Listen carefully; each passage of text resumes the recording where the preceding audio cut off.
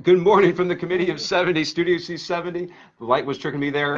We have an election coming up Tuesday, November 5th. Big election, even though the headlines out of DC are relentless. We have a number of really, really important local offices on the ballot: mayor, city council, row offices, judicial offices, That's right. and ballot questions. So there's a lot to consider. And getting ready, we have a number of the council candidates coming through. A number of the at-large candidates, and then also some folks who are running in district races. This morning we have someone who's running in District 4. That's Karla right. Cruel, how are you? Huh. Welcome. And Nice to meet you. all right, so we got about 15 minutes here. We're going to Cool. see how much ground we can cover. We're going to start by asking this big question. Do you think Philadelphia is on the right track or the wrong track? Not so much. Do I think that we're on the right track? I do not. Okay. This Okay. is why I'm running, because we have way too much poverty. The move towards gentrification. There are things that we're trying to do better.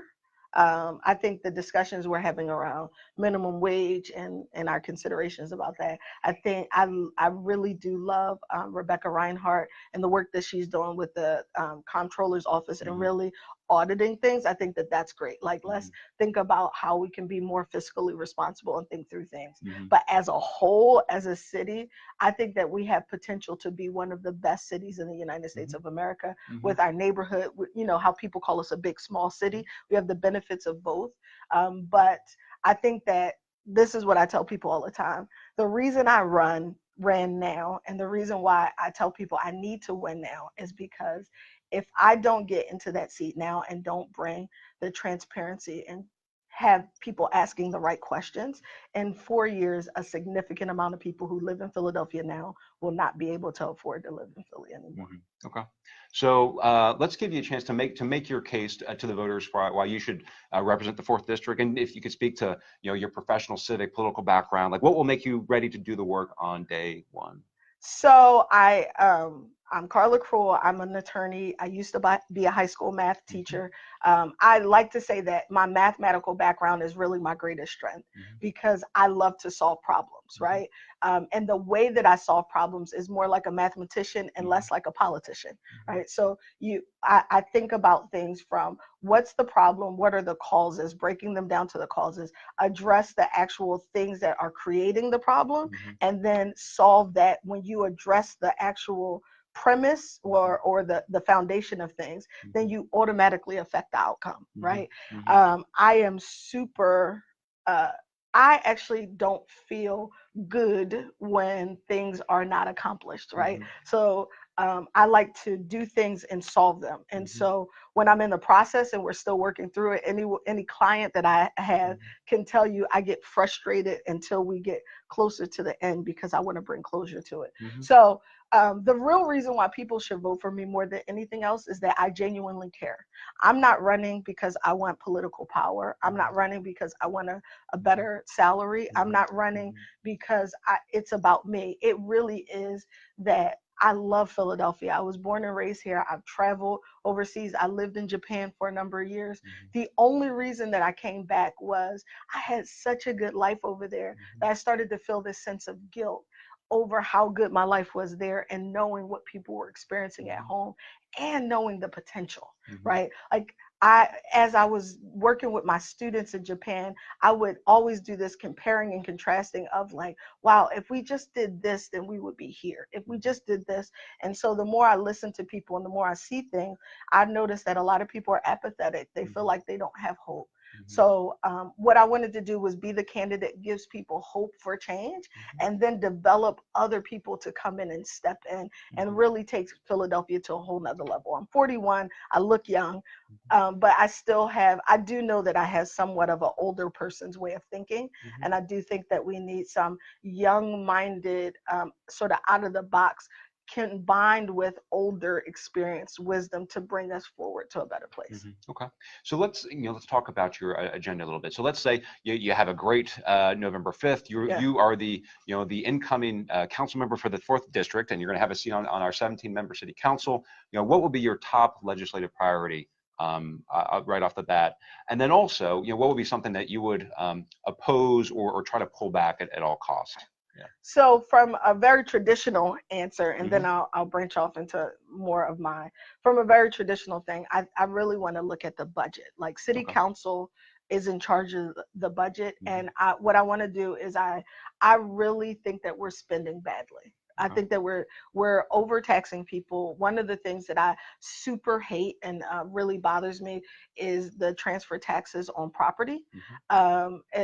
You know, if you're a first-time home buyer, this is like added this addition on top of what you're already paying. Mhm. The one of the problems we have in Philadelphia right now is fraudulent Mhm. conveyance. I'm Mhm. sorry, I'm sounding too much like a lawyer, but part of what is contributing to that is that when people pass away and there's inheritance, the Mhm. inheritance tax that you get from the state, plus the transfer tax that you have to pay, Mhm. plus opening, there's just so much that people pay it, Mhm. but we're not getting enough of benefit of it. So Mhm. I really want to delve into the budget. That's a really big Mhm. thing. People want me, because my campaign is really about being finally a representative that actually represents the voice of the people. Mhm. I don't want to say that I'm going to specifically vote for X or Y Sure. because I haven't heard from my community yet. I haven't been Mhm. in a position. So one of the things that I plan on doing first is Mhm. actually setting up regular town halls like we have, you know, regular meetings at city council. Mhm. I want to have regular evening town halls at different parts of the district Mhm. so that the district people, the citizens, the constituents can Mhm. tell me the problems and the solutions, as Mhm. well as I can educate them Mhm. on here's the budget, here's how it works. That's one of Mhm. the first things. Mhm. One of the things that I can tell you for sure that I've heard commonly amongst my district is about the 10-year tax abatement, Mhm. right? Mhm. A lot of people are frustrated with it. So when you go to the higher part, like Roxborough area Mhm. of District 4, they're being overdeveloped. And there's Mhm. so many developers that are coming, they're investors from outside coming in. Mhm. And so they're getting that 10-year tax abatement. And people in Roxborough feel overburdened by that experience, right? Mhm. And then on the West Philadelphia side, on the lower half, similar, even though they're frustrated that, you know, they're getting beat down with tax sales, the sheriff sales, Mhm. because of tax delinquency. But then you have all of these people coming in and getting a 10-year tax abatement. Mhm. So we need to revamp how we're looking at this. The whole purpose of it Mhm. was to bring development. Okay, Mhm. Philadelphia's got a lot of development right now. So we need to really think about what is actually going to be beneficial to move us forward. So Mhm. those are two things that are big for me. So it sounds like, like you said, that the budget is overall comprehensively would be your big thing. You just mentioned a couple things on the revenue side, the abatement and the real estate transfer tax. Mm-hmm. On the expenditure side, like how do you think those conversations would play out with your future constituents, and what kind of stuff has caught your eye, so far? So I think that a lot of people would be angry with me. I just being honest.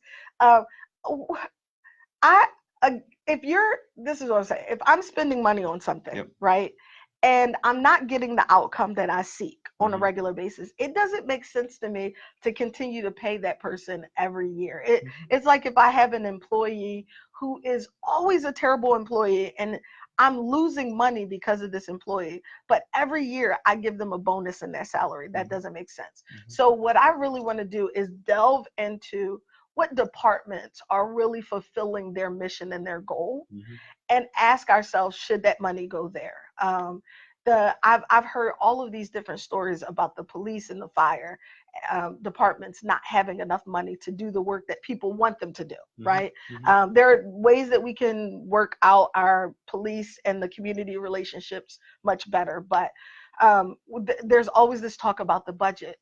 But then I hear that we're spending X amount of money on art. No Mhm. offense, I love art and I know that it adds much value to people's lives. Mhm. Music, Mhm. art, we need it. But sometimes I have to ask myself the question, why are we spending this much there? We Mhm. have a homeless problem in the city of Philadelphia. Why aren't we spending more money to solve the homeless problem Mhm. rather than to maintain people in the status of being homeless? Mhm. Does that make sense? Mhm. The other thing that really drives me nuts is I can't understand why we always have potholes in Philadelphia. Like Mhm.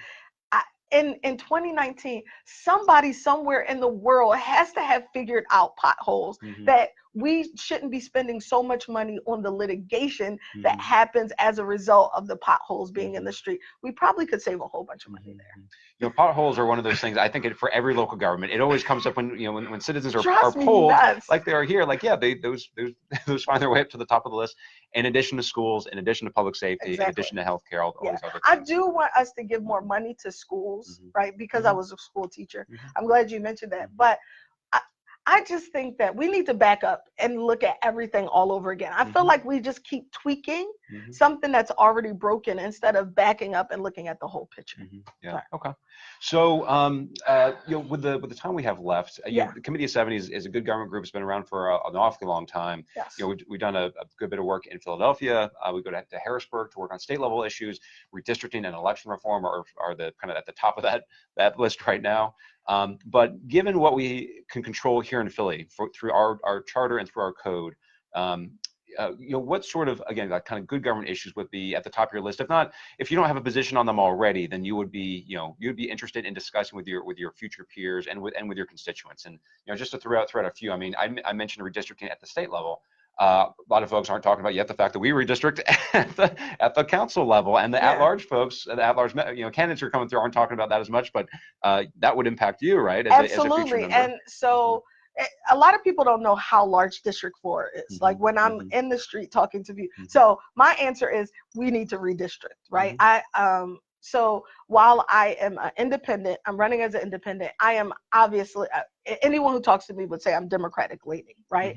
But my district, if you look at it, it's clear that it was gerrymandered to suppress the Republican vote, right? So you have 54th and Market Street over to 63rd Street, going all the way up to City Avenue, all the way out to 75th. But then it crosses over and it does Allegheny West, Roxborough, East Falls, and Manioc, right? And so you have all of this. And you're like, they don't even have the same interests. Why are they the same district, right? How can the same person represent and speak for the needs of both of them when they are very, very different neighborhoods? So I definitely think that I don't understand why we really have 10 district candidates. I think that it would be valuable to actually have more. I think there would be greater value and hopefully more connection between the representative and in theory, right? Because the state reps are actually smaller too, and they don't necessarily have the best relationship. But in theory, you should be able to connect with that community much easier. So that's big for me too. Yeah, no, absolutely. And again, just because you are running in a district, and if you win, you will be serving as a district member. You know, the way council redistricts right now is basically they pass a law. They introduce a bill. The bill describes how the boundaries be put together. They can have a hearing on it, and then if they vote to approve it, it goes to the mayor, who can sign it or veto it. So. That's the way actually, you know, a number of cities and a number of states, you know, redistrict through that basic statutory process. You know, what sort of things do you think could be done to improve that process? I mean, from our standpoint at 70, make it more transparent, accessible to the public, taking public. But I think that's true for all of the laws. Like, so you know how we have district candidates have councilmatic prerogative, right? My theory was, if a district candidate wants to use that, they should have to go through the same process that we go through to get elected, where you have to get 750 signatures on it. I think that before using that power, they should have to go into the community and get the signatures from the people that say, I support this thing, right? If you're going to use the power, it should be balanced with the community. One of the things, if you read anything that I write about, I talk about is having town halls, me not legislating, not having any meetings with interest groups privately. If you want me to vote on something, I'll have a town hall, the community will be there, you present it to me in front of the community, and we discuss it together. If the community approves it, then I go and write it out. I be a lawyer, right? I have my staff, we write it, we take it to the other city council people, and then I use my negotiating skills to get other city council to sign off and approve it. Then we have another hearing for the city to go about it. But I think it should start with the people and end with the people. It shouldn't start with me in a private meeting, and then, you know, I try to bring you in on the end saying, yeah, you know, you want this. Right? But I think that all legislation, including the redistricting, should happen that way. Yeah. Okay, so a couple of issues that have come up over the past year or two, include term limits. Yes. Councilmember Alan Dom has that out there. He proposes a 3-term limit. Public financing of elections is something that's been broached over the past year or two. So you just mentioned you're in favor of term limits. I am in favor of term limits, Okay. but I want people to know when they say 3, okay. I need people to realize that's 12 years, right? So that is the time that a person can graduate from high school. If you haven't solved a problem, at least one within 12 years, you should go, right? So I actually thought 8 years was better than 12, even in city council. I think that we need a bigger turnover. Okay. But yeah, there's so many issues. Councilmatic prerogative, do we really need that, right? I understand the purpose behind where it came from. And I could see if it had value, but it gives people too much power. Yeah. Right. Yeah. So. Okay. Sorry, our time is up. No, we're good. No, we're good. We got 30 seconds here. Yeah. I'm going to give it to you. Where should folks learn more about you, and what's your final case to the voters for Tuesday? So you can go to my website, karlacruel.com. You can go to my Facebook, Instagram. I have a YouTube channel, so you can actually see me teaching the law and my business. And so you see who I really am. And I also did some Facebook Lives again, so you can see who I really am. But here's my case. At the end of the day, a lot of people have lost interest in politics. They don't believe in politicians. We have come to actually expect that our politicians will be corrupt, will not serve in our interests. We have, in my district, I only have 23% of registered voters coming out to vote, and I believe that that's apathy. I want to be the candidate I want to be the elected official that sets the new standard for what we expect from our politicians. I want to raise the standard so that if I'm not being accountable to you, then I should not be in office. And that is my expectation, is to serve. And so the reason that people should vote for me is because I want to change the standard. I want to transform this. We talk about the Democratic machine. We talk about the machine in Philadelphia. We use that term all the time. I ran outside of all of that to say, listen, I want to serve you, and I want you to know that you have the power. And the only way for me to show you that is by being an example of it. So vote for me, because I'm going to change your life. All right, Karla, thanks so much. Thanks so much. So again, polls open on Tuesday, November 5th. To get ready for some nonpartisan resources, you have everything that's available at c70.org, our voter guide, our voter rights, critical voting procedures. And then for those of you who want to keep all this information handy on your phone, the We Vote app is the tool for you. See you on Election Day. Thank you.